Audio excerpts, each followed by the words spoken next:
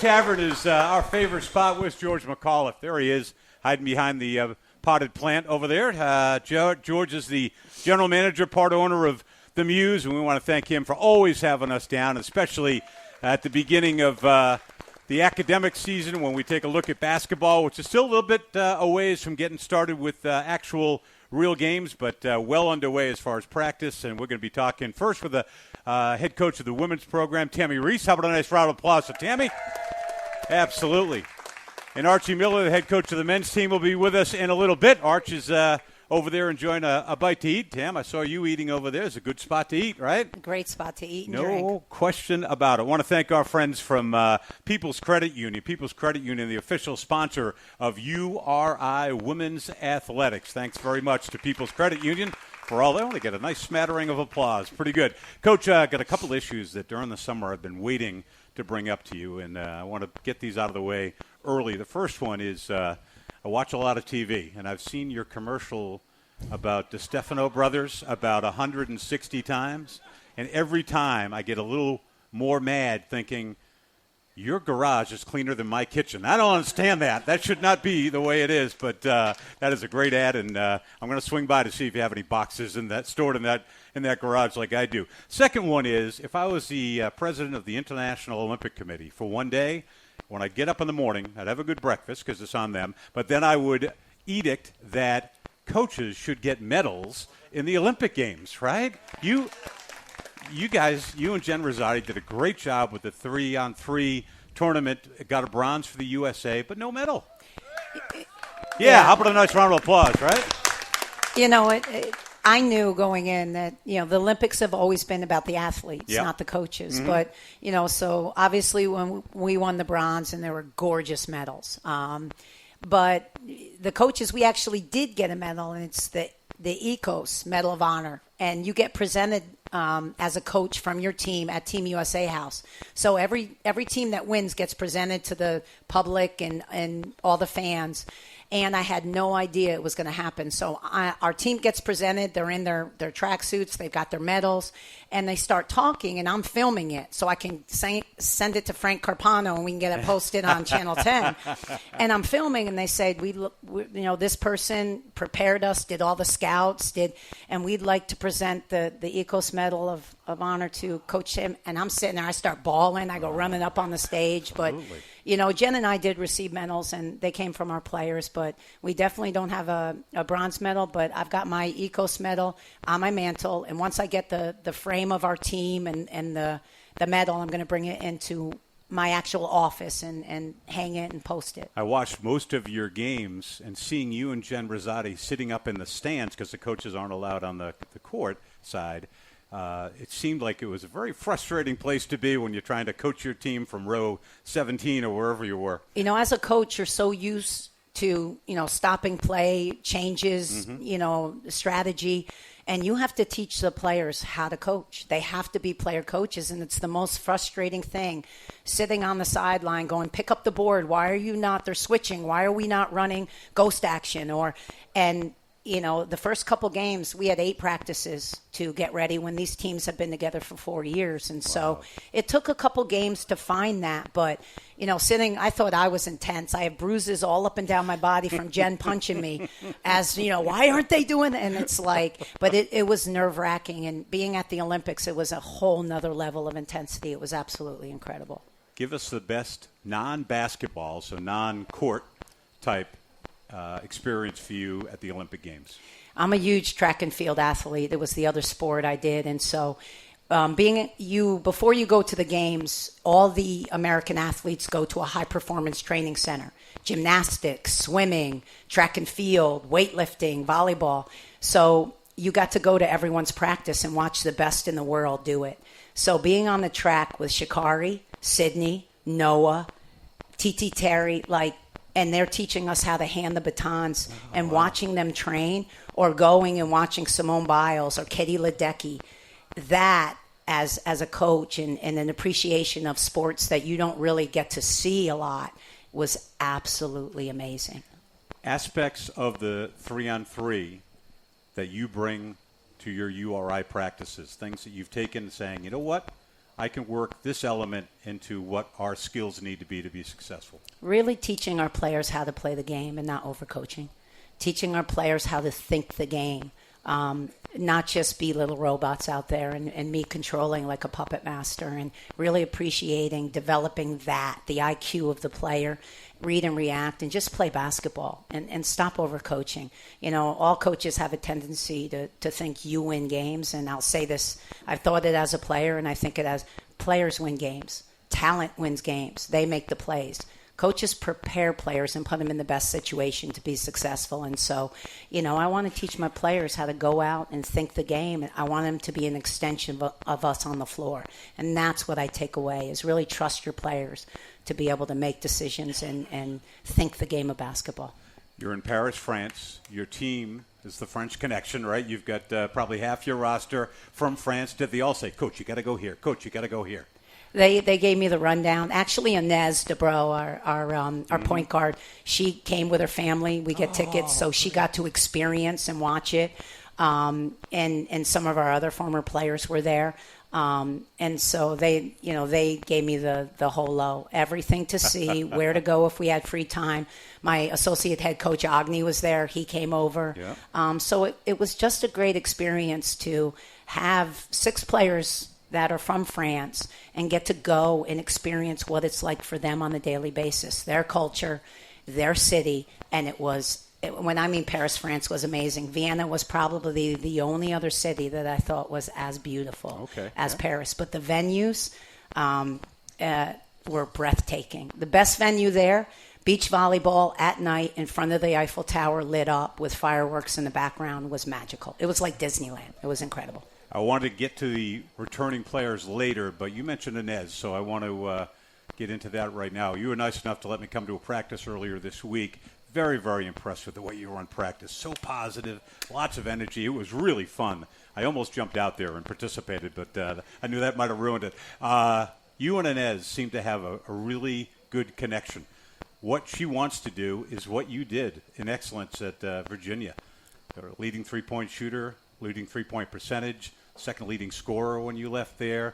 And I know you want to get more scoring out of her game, but I saw you working one-on-one with her at the end of the day. She was a captain last year. You were a captain on your teams as well.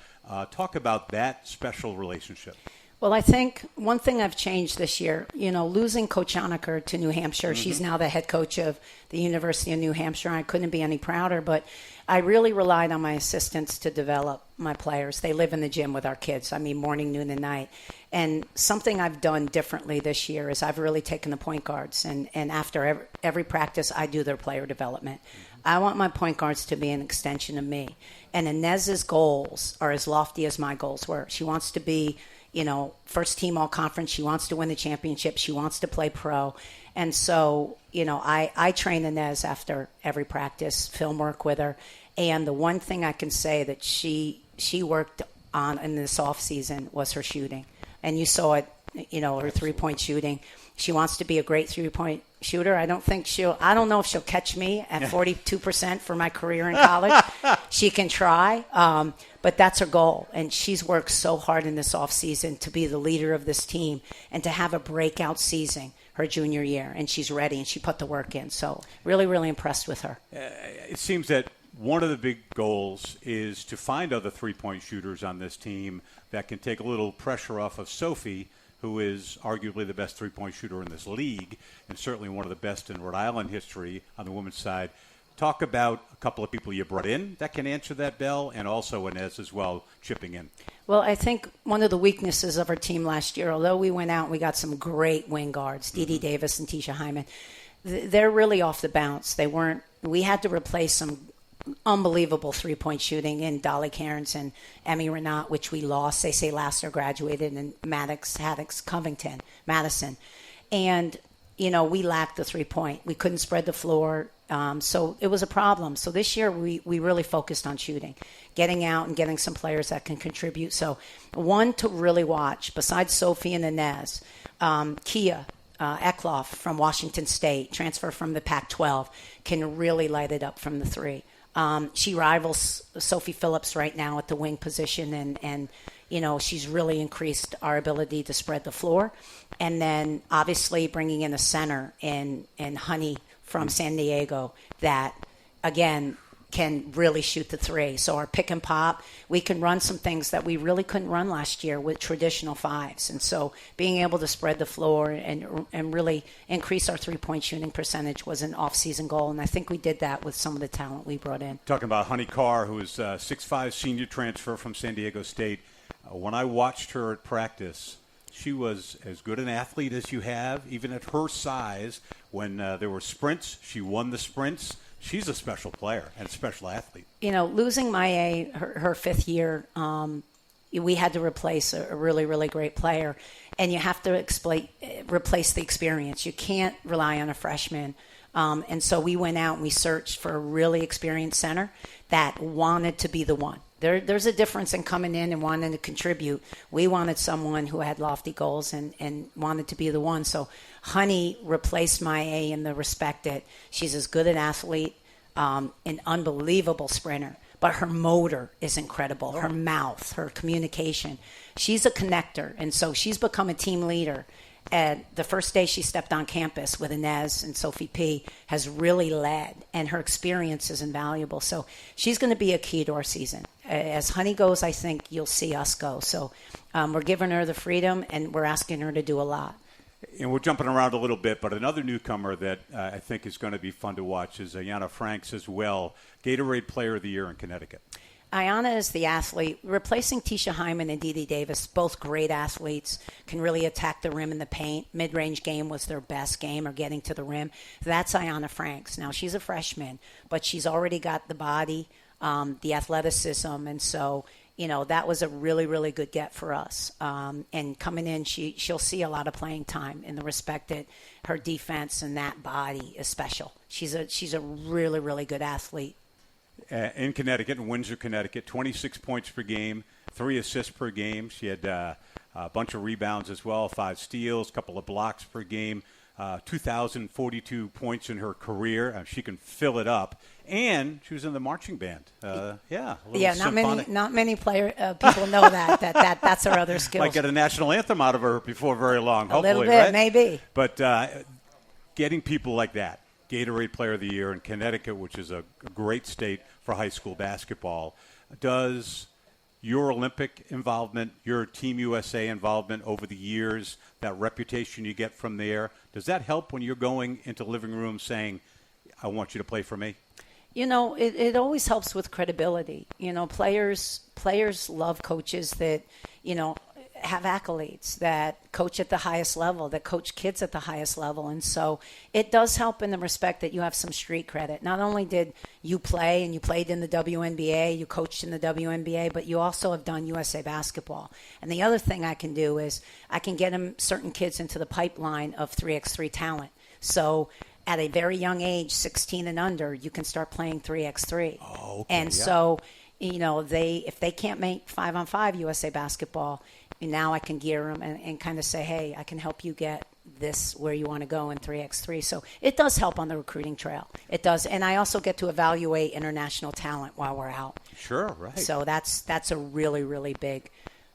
When you look at the bigs, you mentioned the word big, you needed depth at that position, and you got it. MK at 6'1" out of France, and another 6'1" France citizen in Palmyra coming. Both of them are going to be able to help you out. I was impressed with MK especially. Now, MK and Palmyra they've played pro for 2 years. So they were supposed to come over 2 years ago when AD came over. In fact, Palmyra was supposed to come and AD wasn't. Oh, okay. And so they decided to go pro. And now we finally got him over here. However, MK just got cleared by the NCAA, thank God. We had to go through that mess. But Palmyra is now she's in the final stages of getting her clearance. So we'll find out how many years they have and how many games maybe one of them has to sit. We don't know. But, again, our school, our compliance office has done an amazing job at getting our kids eligible to play. And it's not easy when, you're talking they've played pro for a couple years and they're coming in as a transfer. It's very, very difficult. But these two players, they both remind me, especially Palmyra, reminds me of MP Faposi. It's like it's like watching a reincarnation of her. And MP was a very good player for us. And so we have high hopes for them as they get acclimated to the American system. They're going to play a big part in our rotation, in the big rotation. So we'll be asking them to do a lot. And we were talking about some of the new players, but one of the returning players that you had mentioned, really, coming back from last year, who's worked hard away from you, coming back and showing you more. And you've got a player in mind that fit that bill. Every year after the summer, you look at kids and who made the biggest strides. Yeah. Like who shocks you when you walk in the gym. And I had been going a lot, even during our summer workouts. So when I come back, and Awa Kamara just shocked me. She's got the highest motor, the best athleticism. Everyone that walks in the gym, every recruit sits there and their parents and go, "Who's that?" And that's a credit to Awa. She's just taken her game. It's like when Maya Toure, when she made that jump from averaging 1.8 points per game, and then the next season she's first team, all A10. It was that kind of shock for me. You're just so surprised and so pleasantly surprised, and I couldn't be any prouder of Awa for that hard work. Awa, 58% shooter last year, 15 minutes a game. Her role will expand this year. Yes. Yeah. And again, in our program, you earn what you get. Mm-hmm. And Awa's offense has gotten better.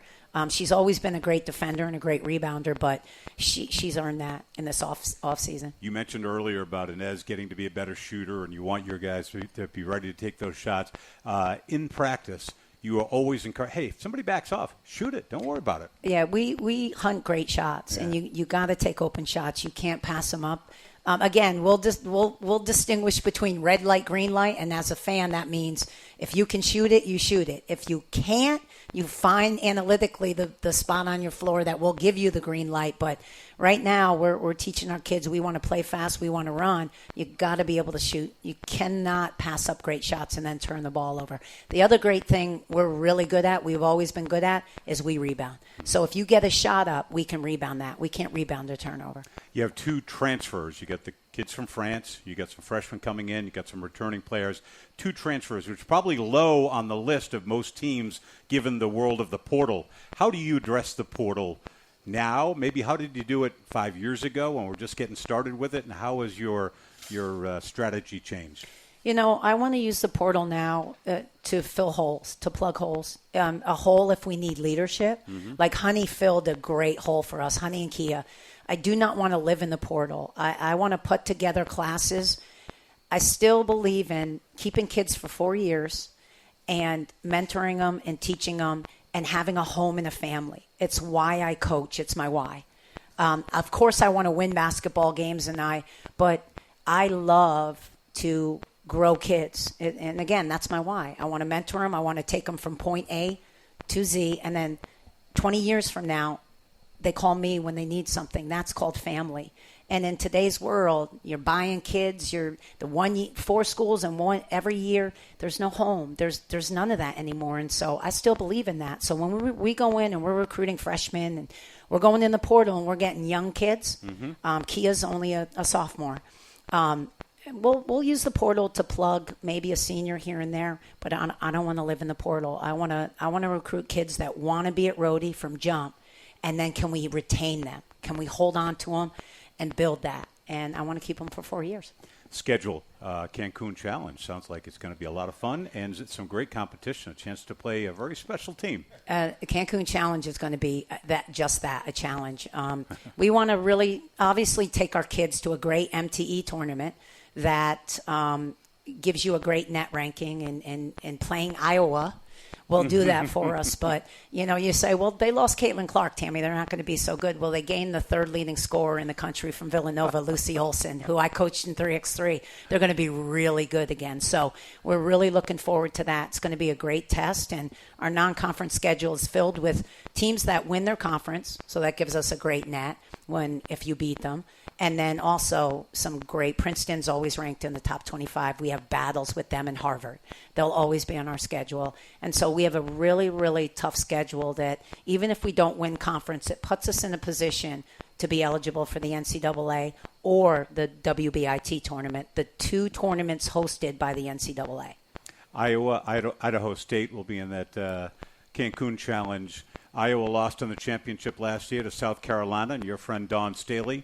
Any chance down the road we see you and Dawn on opposite benches in a game?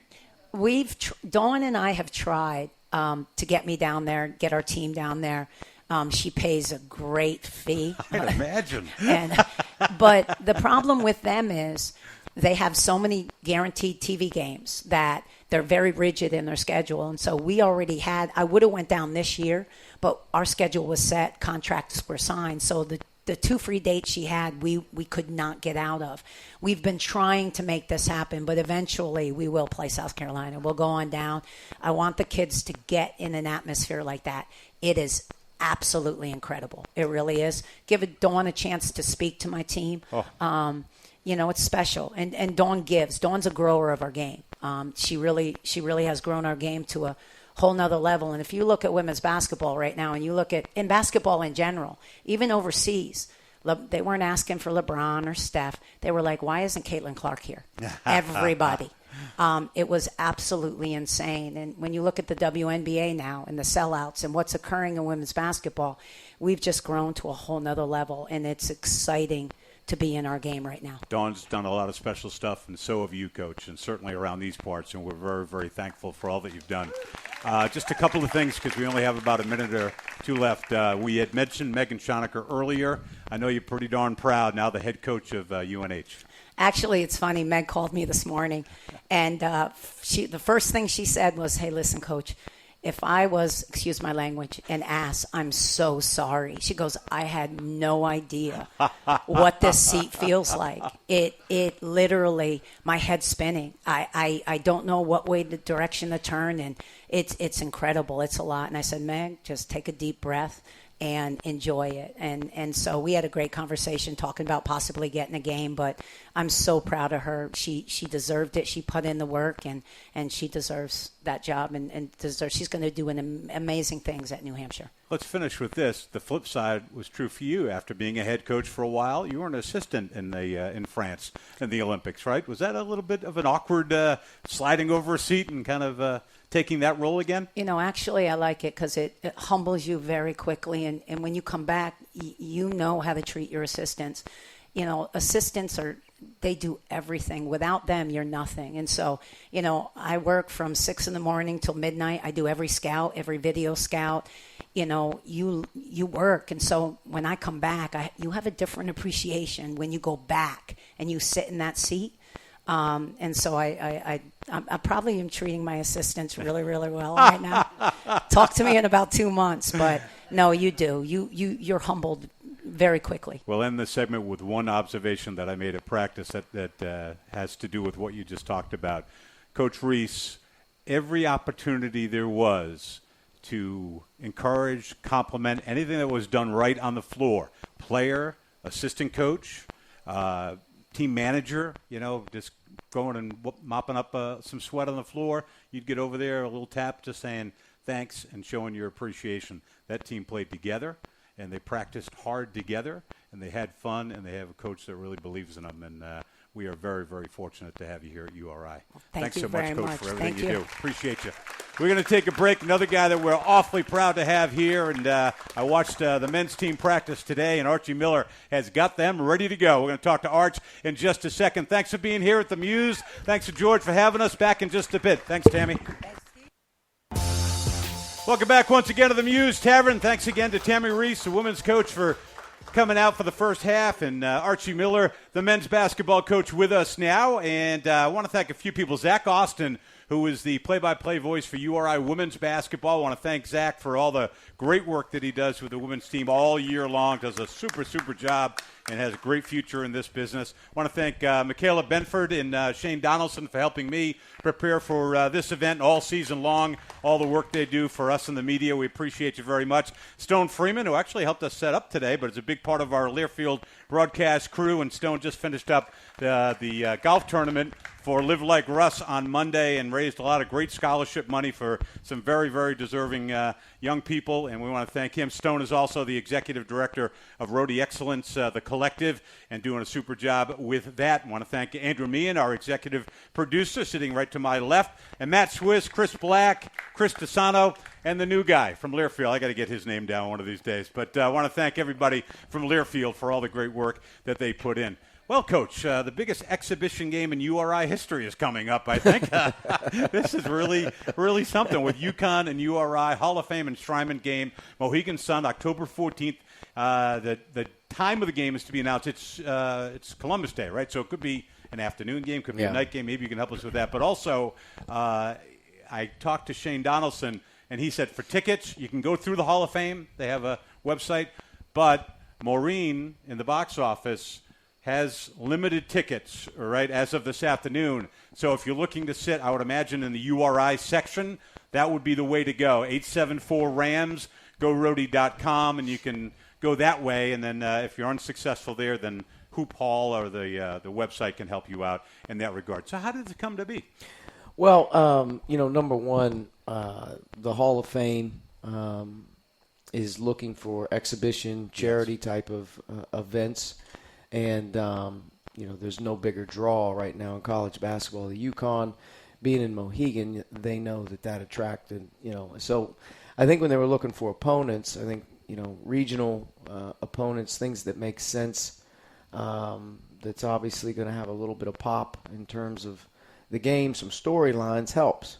And there's no better storyline than, obviously, Dan's time here and what he's done at UConn and where they're at right now, and being able to kind of bring those two things back together is a good thing. And we're really thankful. You don't get very many opportunities to be able to get on that stage, and especially early.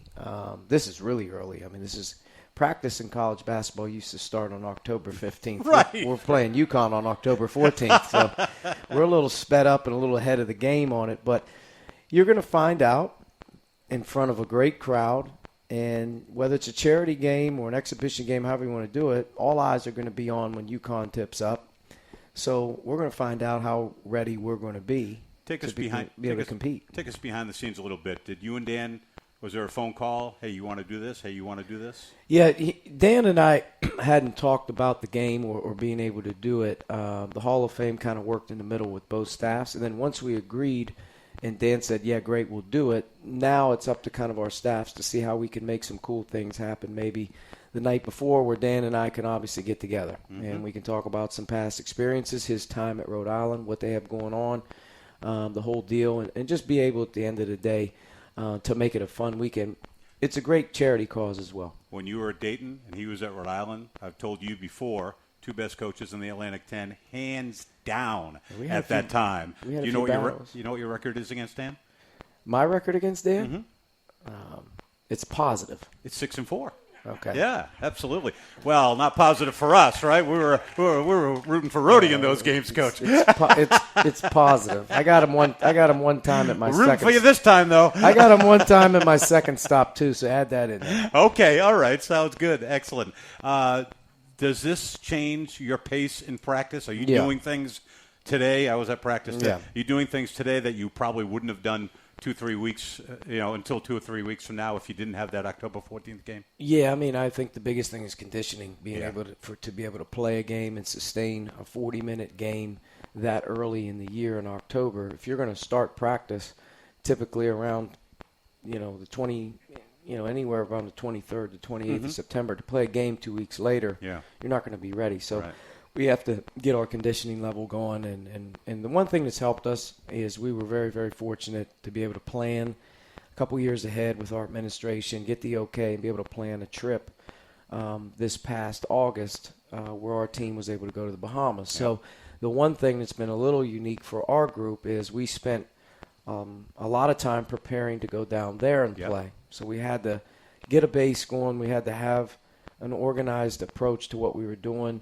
That really helped probably give us a head start in terms of being able to have more 5-on-5 and be more organized. But Right now, we're really, really it's full steam ahead in terms of conditioning.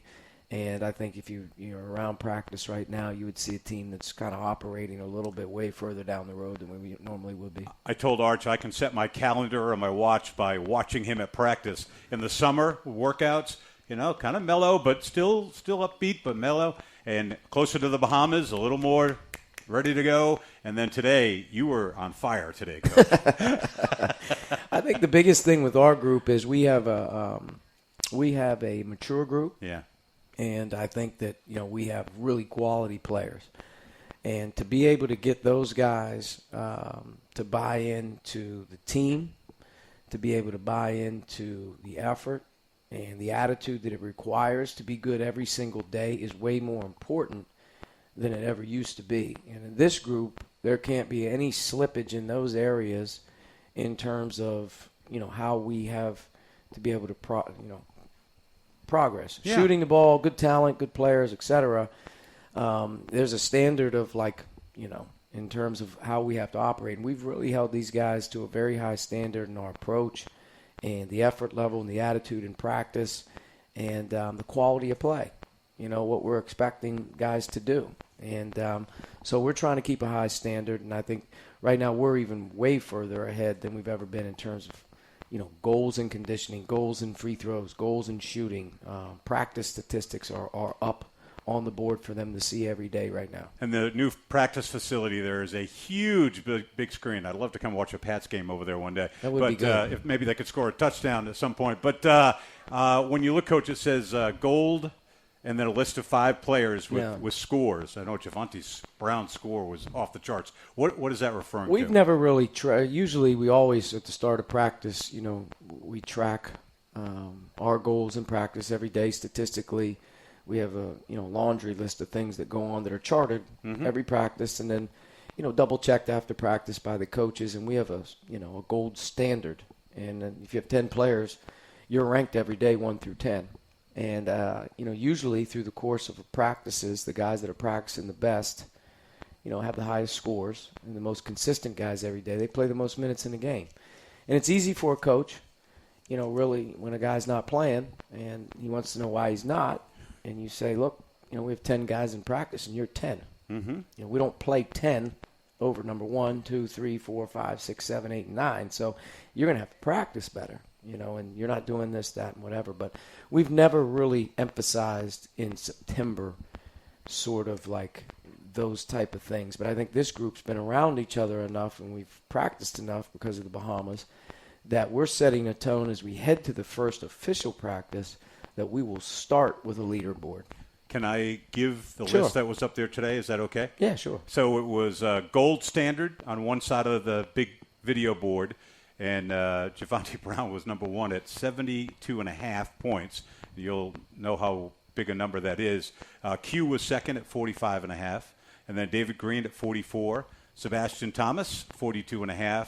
And then Jaden House at 41.5. Those would be the top 5. So if we were getting ready to, award a gold jersey, which every guy who gets awarded a gold jersey gets out of punishment runs, gets out of different things during the course of practice. It's actually a good thing to have that gold jersey on as the course of the week goes on because you're able to take some breaks, you're able to do a couple things, but more importantly it's a pride thing, and the more guys you get winning the gold jersey the better. But right now Javonte's doing a really good job, and he's staying in his bubble in terms of doing the things he does well, and he's been really, really productive in the first couple weeks there. And that gold jersey and that scoreboard is important to them. I could see their eyes were peeled when you were going over the different numbers. It's up every day. Yeah. Our free throw percentages, we have something that we started 2 or 3 years ago that I really believe in. We call stripe work. Yeah. And every player on our team has to shoot with a manager, coach, or GA 50 free throws a day.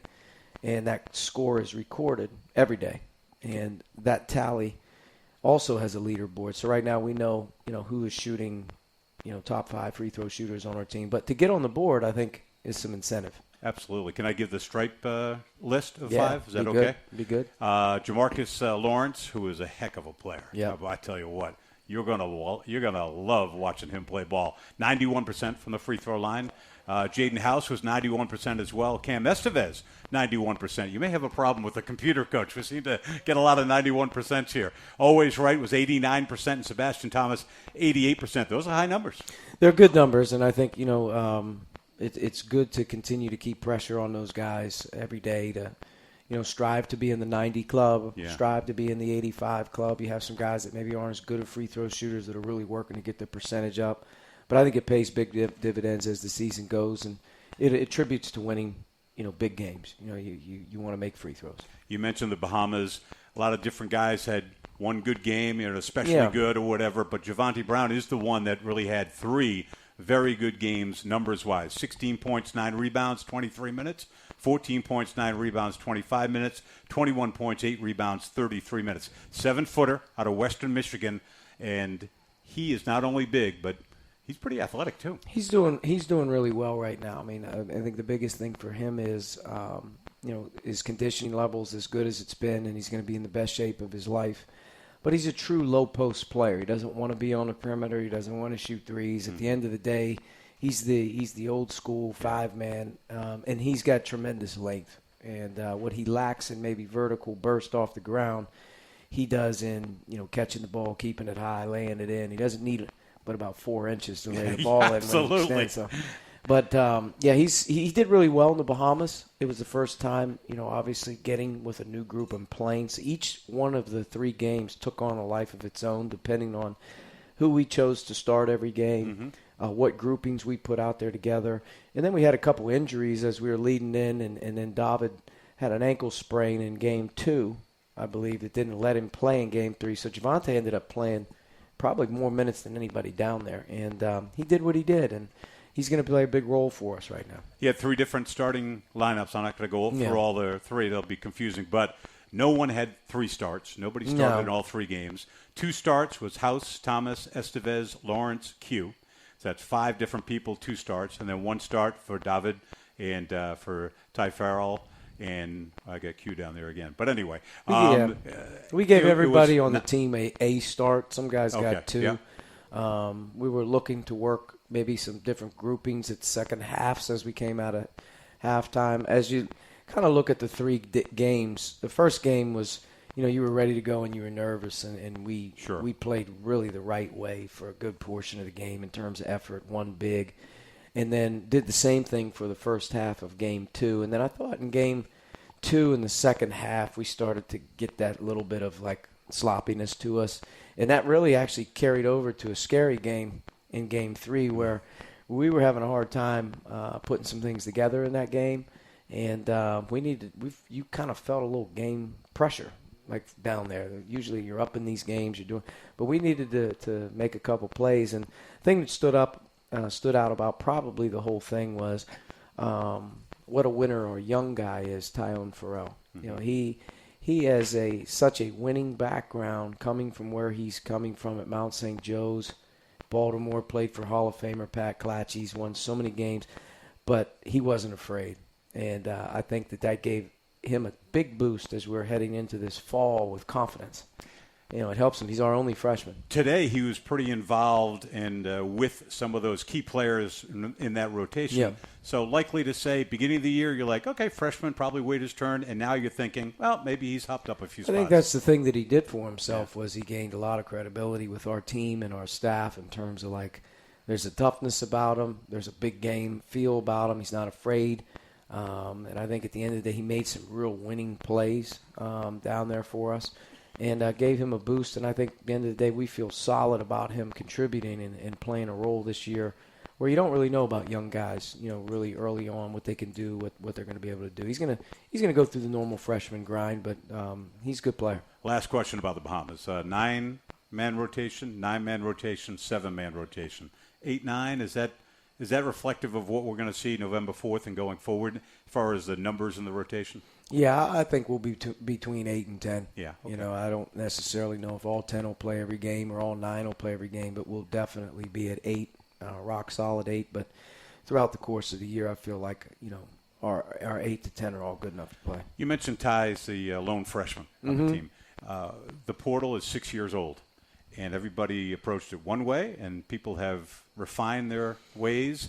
It seems to me like early on you said, hey, I'm going to go some of the really talented young players that are being ignored a little bit, you know. And now it seems like you want to be older. Is that true? Yeah, I mean, I think you in our league in particular, you're seeing the wave of how the portal has impacted our league. Mm-hmm. And, 5-10 years ago, whatever it may have been before this thing opened up, there's a grouping in our league that can really recruit a higher caliber high school player, maybe even attract maybe a transfer. And then there's some schools in our league, they're just not going to get the talent. Sure. And what you're seeing is those schools that maybe couldn't recruit the high school talent, they can get transferring older kids. And old is going to be here forever, and you have got to be old in your rotation through 7 or 8 players. Doesn't mean the high school kids that you recruit, you don't want to develop into sophomores or give them an opportunity. But the bottom line is to be the best and to have a chance, you're going to have to be the biggest and the oldest and most experienced that you can be. And, looking at our team this year, setting out to be able to do what we need to do this season, we're really probably one of the older groups that we've ever had. I'm going to ask you about the returning players and which one has advanced the most. We mentioned with Tammi the same type of thing about, it's really stepping up. But before we get to the list of them, we're going to take one separately, and that's Sebastian Thomas. He's returning after a year at Albany. What's different about him today than the last time we saw him with URI? Sebastian is, come full circle in terms of confidence. He was finishing a freshman year when I got here. It was a coaching change. He goes through an up and down sophomore year campaign and, searches out a bigger role, et cetera. But he hit a home run last year. I mean, he played a big role on a team. He was an all-conference player. He put up great numbers, et cetera. I think you look at a guy who really went out there, earned the right to have great confidence. And he is a super confident kid right now. The unique thing about him is it almost feels like he didn't leave, because he kind of knows what's going on in all aspects of the program. So it's almost like he's been here for a lot longer than you give him credit for. Now, when he was here, he was primarily a distributor. In Albany, he was primarily a scorer. Yeah, he's a much better offensive player right now, scoring the ball. He's always been quick. He's got great ball skills, and he has good vision. He can distribute. But he's fearless, way more fearless offensively right now in trying to get baskets for himself, whether that's in the paint. And he's a much better shooter. When he left for Albany, did you, in the back of your mind, say, wouldn't mind getting him back? Yeah, I mean, I think with all these guys, it's not a perfect storm in terms of, what they want, what you want at the end of the day. Yep. But, you make decisions based on very, very little information in fast time. Yeah. Especially when the season ends.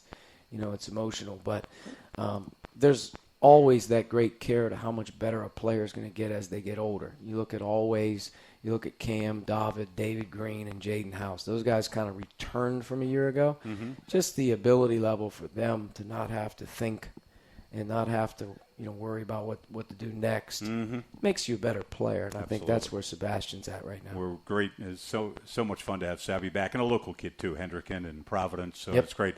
You mentioned David and Jaden and Cam and Always and Jimmy. Those are your guys that are coming back.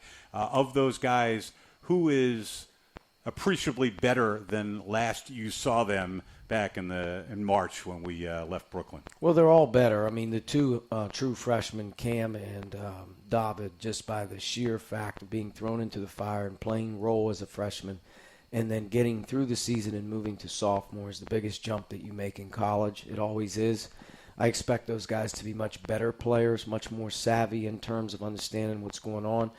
Jaden and David both going into their last year, but them returning, for a second year and not having to think as much, they'll both be better players. I think all 4 of them are going to play a big role. And then, Always, and Jimmy plays as big of a role as anybody on our team, as crazy as it sounds in terms of how much he's used every day in practice. He's, vital. And then Always just got cleared last Thursday, so he was out for 6 months. Wow. that really hurt us at the end of last year, him being removed from all basketball activities due to his shoulder impingement. But really he went March, April, May, June, July, August, and now finally in September, he's been given the clearance to start to resume basketball activities. And just throwing him back into our fray brings another guy who's more experienced, knows what's going on. Always will most likely have to probably decide, but at the end of the day, always most likely will redshirt this season due to the fact that he's been off for 6 months, and he's got to work himself back. But we're very, very happy to have him back in the groove. Of the new faces we mentioned, Javante talked quite a bit about him, and we touched on Jamarcus out of Nebraska, 6'3", junior, and coach, special player. Yeah, he's got a chance to be a good one. He can play point. He can play off the ball with another guy like Abassi. Greatest attribute that he has is character. He's a great teammate. He's a great kid. Very, very extremely hard worker. Smart. Shoots the ball at a really, really high clip from three. So he brings added advantage there, but knows how to play. And has got a chance to be a good player for us. You're going to love Jamarcus when you see him. Drisa out of St. John's. Q coming from East Carolina. Coach, another couple of gets for you that are going to be impact players. Yeah, I love them both. Yeah. I mean, Drisa's kind of a jack of all trades in terms of what we're going to ask him to do on defense. He's coming from playing at St. John's with Coach Pitino. So you kind of know that, where he's been at. He's been practicing hard, playing hard. From an offensive perspective, he's going to have to get confidence in playing. He's never played a real prominent role offensively. But just in watching Drisa naturally and his character level, who he is every day, he's going to be a vital asset to what we're doing. And then Q, quietly, I think, kind of slipped into the roster here during the summer. Nobody was paying maybe a lot of attention about him. This past year, he had a really, really severe ankle injury, which really kind of crushed his season. 2 years ago, he played almost 30 minutes a game in the AAC conference. So that's where we really kind of watched him, was 2 years ago. Should be our best defender by far on the perimeter.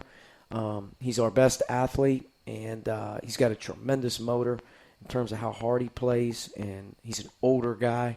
But he's brought some things to the table, I think, that we weren't even anticipating in terms of maybe feel for how to play, understanding what's going on. He's going to be hard to keep off the floor. Going to be a fan favorite, too. Great personality, great leadership I would say skills of all of the things that we tried to accomplish when the season ended until we're sitting here right now is to get our group and bring the character level of what we're trying to do to a much higher level. And I think when you're recruiting and you're transferring and you're doing all this stuff, yes, it's about talent, players, age, it all sounds good, but I think the first step in our staff making significant strides in this offseason and getting our team was who is he? Let's figure out what we're getting as a player, as a student. What kind of guy is he? Boo-boo. And I tell you what, since we've added these guys to the mix, they get along great. They were awesome to be around in the Bahamas. I think they know each other a lot better. They're more familiar. But we have a good group of guys that, I think we would all love to just sit down and have, a piece of pizza with. They're very easy to deal. They're very easy to deal with. Always ready for that. Two quick questions. We only have about a minute and a half left, Coach. Damon King and Mook Ike have been added to the roster as well. Late ads for you. Well, Damon, I was recruiting all July, not to come to Rhode Island, but we were recruiting him for next year. Okay. So he was out there playing basketball this summer, and once we started to figure out and recruiting him, he really could have went to college. So we were like, well, wait a minute.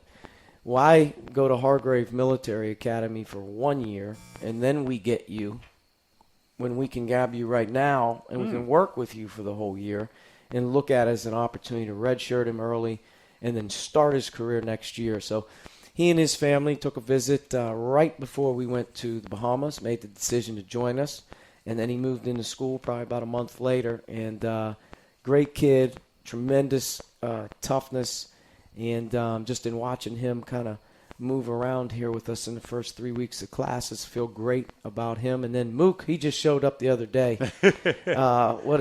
We've been trying for the longest time to not just add pieces to what we're doing, but have some smarts. And I really believe this. I don't know how it will all work out, but redshirting high school basketball players, to me, is going to be a secret sauce. Because as old as you want to be, you also have to have the ability to develop your players and retain them. And part of the way you don't retain young players is you don't play them.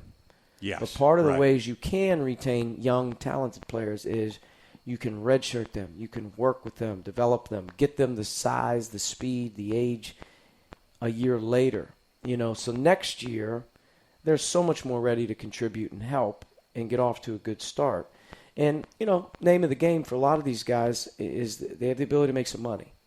And the ability level to make money in year one compared to year 5 is absurd.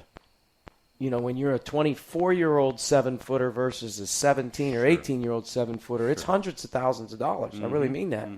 And so I think what we're selling for some guys is the opportunity to develop, step in the following year and be more ready to contribute. And then in year 3, 4, and 5, as you're an older player, you're much more attainable to, earn more money, have a better NIL opportunity, et cetera. But Mook is 7 foot, and he got off the plane on Friday night in Boston, and 40 picked him up, and he got his physical on Sunday, and I ran him to death on Monday.